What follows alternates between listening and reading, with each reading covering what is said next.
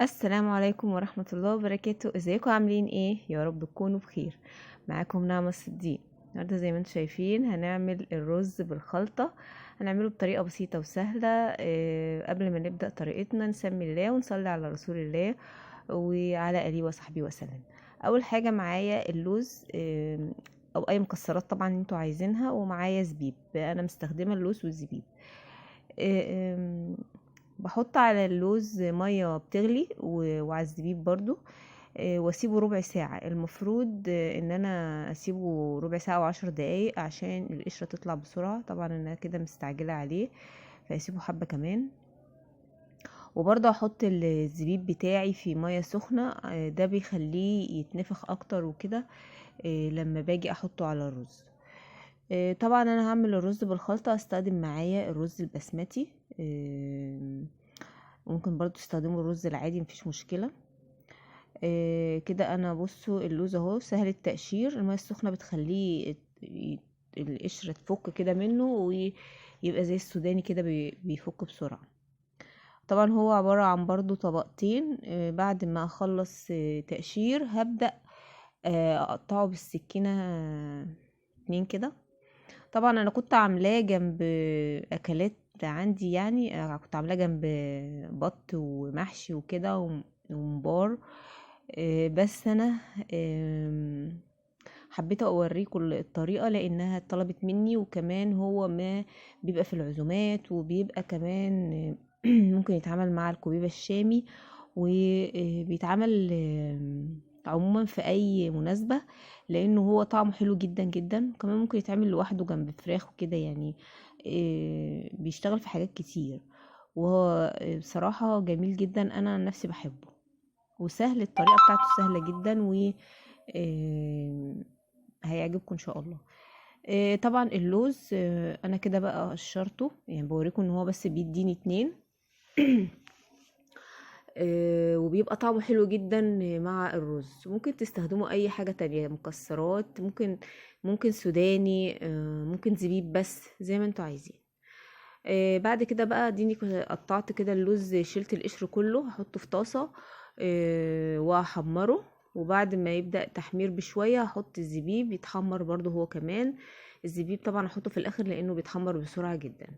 وهجيب حلة بقى على النار واحط فيها سمنة. طبعا السمنة اللي انتوا عايزينها، لو عندكم بلدي طبعا تبقى احلى. انا النهاردة هستخدم الشوربة بتاعة البط معايا. دلوقتي انا هحط معلقتين من السكر، هم دول اللي هكرملهم كده، بحيث ان هو اللي هيديلي اللون البني بتاع الرز البسمتي، او رز الخلطة اللي احنا هنعمله. طبعا انا عايزه اقول لكم ان شوربه البط خلت طعم الرز بالخلطه في حته تانية خالص، اتاكل لاخر حبايه صدقوني يعني. اعملوه كده. وممكن برضو بينفع بشوربه الفراخ، ولو ما فيش خالص بتعمل بميه عادي جدا، يعني مش بيفرق خالص. بس كده انا كده ايه، هبدا السكر بتاعي بيتكرمل اهو. اول ما يبقى بني كده هبدا احط عليه الرز. وما تخافوش، مش هيدي طعم مسكر ولا اي حاجه ولا هيأثر، هو بس بيدي اللون. ادي انا معايا نص كيلو من الرز البسمتي هحطهم. عايزه اقول لكم ان كل كوبايه من الرز البسمتي بيتحط لها كوبايه ونص من الميه او الشوربه. آه، بتستوي بكده، يعني الكوبايه بتبقى قدامها كوبايه ونص ميه. كده انا خلاص قلبت السكر المكرمل كله مع الرز. وهبدأ احط الشوربة بتاعتي طبعا، عشان انا بس كنت قبل الفطار، يعني كنا خلاص قربنا على الفطار. انا هحط الشوربة اهو، احطها بقى بالمعرفة من الحلة كده على طول. آه، وطريقته سهله جدا وسريعه، ما بياخدش اي حاجه. انا طبعا عملته اولا عشان هنزل الطريقه، وثانيا احطه حوالين البط كده. بس انا معرفتش اصور الطريقه مظبوط قوي، يعني بحيث لان الوقت كان خلاص المغرب جدا، وانا مش عارفه بقى اصور كويس او افرد السفره، احط على السفره يعني. دلوقتي انا حطيت ورق لوري، وحطيت كمان معلقه من القرفه. وبس كده، ما حطيتش حاجه تانية. انتوا ممكن تحطوا حاجات تانية، يعني انا كان عندي ليمون بس ما حطوش برضو دقيق الوقت، يعني ما كانش مشكله. ولاني حاطه شوربه البط وحاطه لها طبعا توابل كتير جدا، ف هتدي في طعم الرز كده. هو خلص خلاص. هبدأ بقى احط له المكسرات بتاعتي واقلبهم فيه دقيقتين كده بس عشان يشرب من بعضه، وهحطه بقى في طبق التقديم. طبعا انا زي ما قلت لكم، بس هو هتحسوا ان لسه فيه ميه، انا قصده كده عشان بس المكسرات تتشرب فيه. ودي حطيته في الطبق التقديم اهو. وانا بقى هحطه كده حوالين طبق البطه. كنت عامله محشي وممبار ومحشي فلفل كمان.